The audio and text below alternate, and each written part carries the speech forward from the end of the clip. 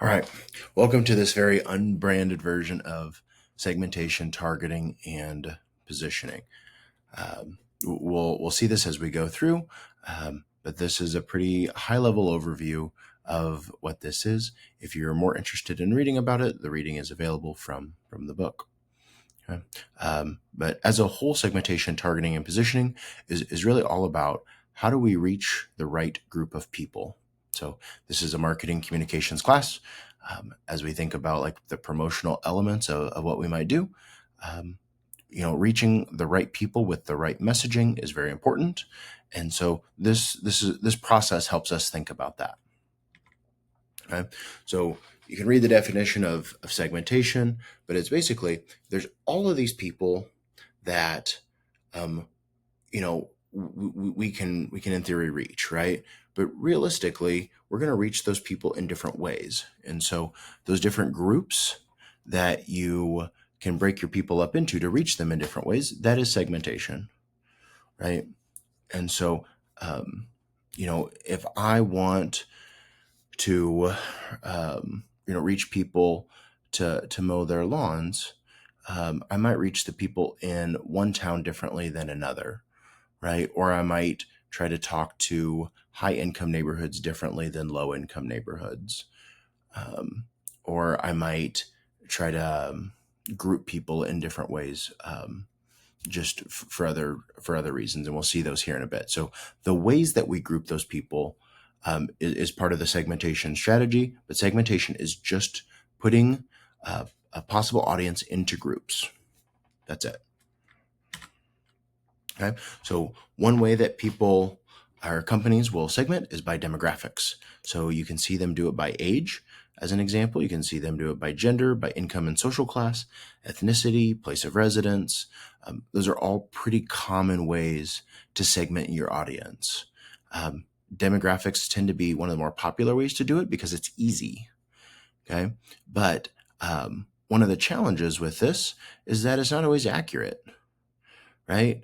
Just because someone makes a different amount of money than someone else doesn't necessarily mean that the same, they're not interested in the same product. They're not interested in some of the same messaging, right? So sometimes this segmenting by demographics can be a real challenge, but it is the most common way we see things done. And it tends to be the easiest. Okay? Psychographics tend to be a little bit better of a way to kind of segment an audience.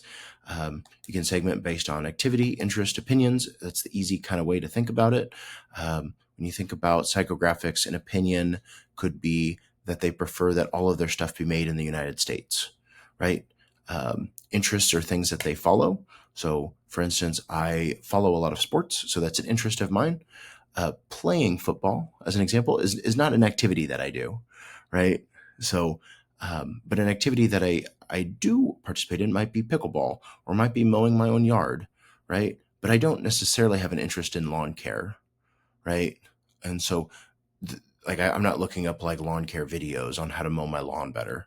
I'm just getting it done and I'm getting out of there, right? So, activities, interests, and opinions are all different, but they're all things that are relevant because it's what people think, right? And that is important, right?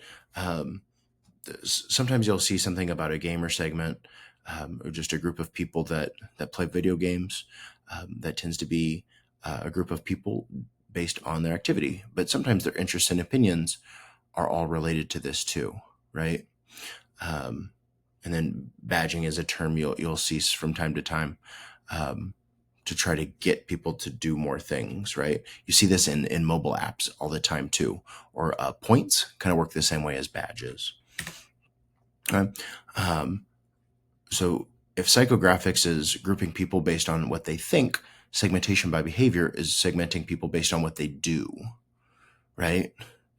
And so we're not going to necessarily concern ourselves with these bottom three, but behavioral segmentation is what we do. And the most common form that we see that in terms of segmenting and advertising is, have you ever been to a website and then you start getting retargeted, you start getting ads for that website? Maybe that happened for you when you were applying for our Midland program.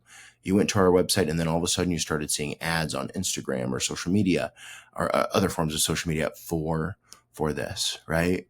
So that is a behavioral segmentation. You took an action to go to our website, and then we started delivering you social media ads. This happens all the time in clothing, cars, all of these different ways where you have taken some sort of action to initiate the ads, and that tends to be behavioral segmentation. Okay, so if segmenting is putting groups of people together, targeting is how we reach them. Okay, so when we think about how we want to reach those groups, we have to think about some of these questions. And a big question is this group of people big enough to profit from, right? If I live in a small town and I am trying to get all of the people in that small town to use my lawn service, I might decide that it's not worth it, right? I might not make enough money to make that work, right? And so that happens all the time. And so there's another thing where can I actually reach this group of people? But you can see some of these other questions and make sure that group of people or groups of people that you're trying to reach, where that's worth it, right? Where it's actually going to be effective. So you want to evaluate those market segments. And then the next thing you want to do is kind of develop a typical customer in that segment. And a common way we do that is through like a buyer persona or a customer persona. And so all we're doing is we're trying to, it goes against like everything you might have been taught, where you try to take this group of people and you try to summarize them in terms of like a fake person, right? So Jill Anderson is a typical buyer persona. She's not real, but she is meant to sort of summarize the needs of that group of people, right? So the age is even done based on research of that group of people. You might try to classify whether they're married or not married.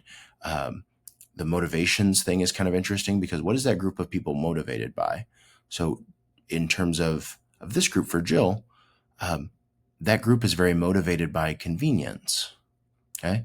They might spend a little bit more money in order to make their life easier or more comfortable. Right. And so those things are more interesting. And the brands that kind of align with Jill's or that group's lifestyle are there. Okay. So hopefully that makes sense. So this is just by putting it into like one fake person, we're thinking about that group as a whole. Okay. And then when we think about targeting, we have an undifferentiated targeting strategy, which is sort of like a shotgun approach. We're going to take one message and we're going to blast it out to everyone.